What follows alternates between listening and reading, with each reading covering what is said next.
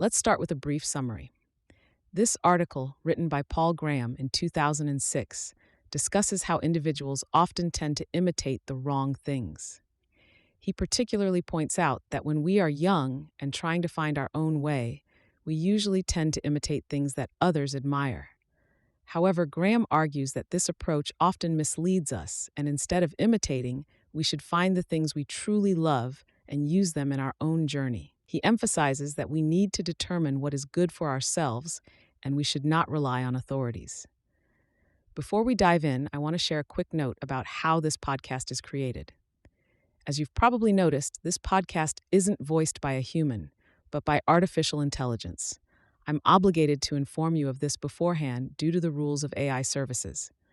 This podcast is made possible by our sponsor, Wope.com, an AI startup that combines content marketing with artificial intelligence to significantly boost traffic and revenue of your startups. For all the latest content, be sure to follow me at x.com/yigitkoner. Now let's turn our attention back to the essay. Embracing authenticity. The importance of copying what you love and finding your own path. Original title, Copy What You Like. Date, July 2006. When I was in high school, I spent a lot of time imitating bad writers. What we studied in English classes was mostly fiction, so I assumed that was the highest form of writing. Mistake number 1. The stories that seemed to be most admired were ones in which people suffered in complicated ways. Anything funny or gripping was ipso facto suspect, unless it was old enough to be hard to understand, like Shakespeare or Chaucer. Mistake number 2. The ideal medium seemed the short story, which I've since learned had quite a brief life, roughly coincident with the peak of magazine publishing. But since their size made them perfect for use in high school classes, we read a lot of them, which gave us the impression the short story was flourishing. Mistake number 3. And because they were so short, nothing really had to happen. You could just show a randomly truncated slice of life, and that was considered advanced. Mistake number 4. The result was that I wrote a lot of stories in which nothing happened except that someone was unhappy in a way that seemed deep. For most of college, I was a philosophy major. I was very impressed by the papers published in philosophy journals. They were so beautifully typeset, and their tone was just captivating, alternately casual and buffer overflowingly technical. A fellow would be walking along a street and suddenly modality qua modality would spring upon him. I didn't ever quite understand these papers, but I figured I'd get around to that later when I had time to reread them more closely. In the meantime, I tried my best to imitate them. This was, I can now see, a doomed undertaking because they weren't really saying anything. No philosopher ever refuted another, for example, because no one said anything definite enough to refute. Needless to say, my imitations didn't say anything either. In grad school, I was still wasting time imitating the wrong things. There was then a fashionable type of program called an expert system, at the core of which was something called an inference engine.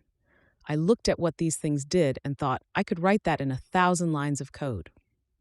And yet, eminent professors were writing books about them, and startups were selling them for a year's salary a copy.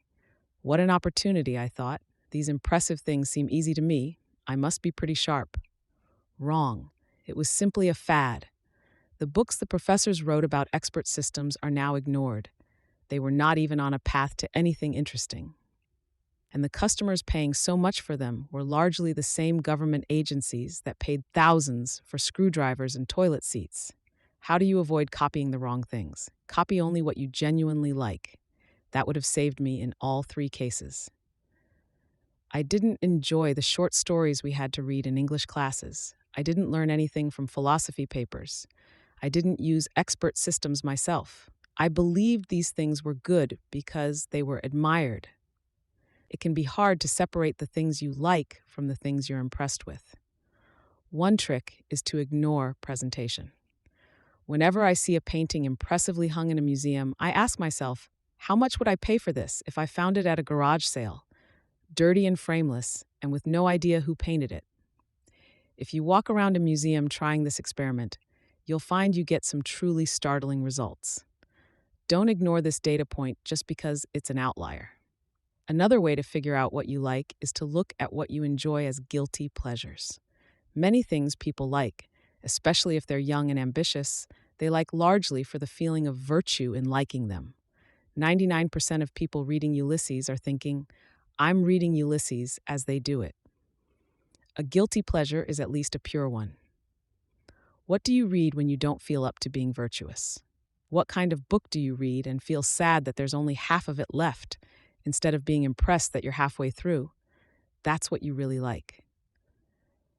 Even when you find genuinely good things to copy, there's another pitfall to be avoided. Be careful to copy what makes them good rather than their flaws.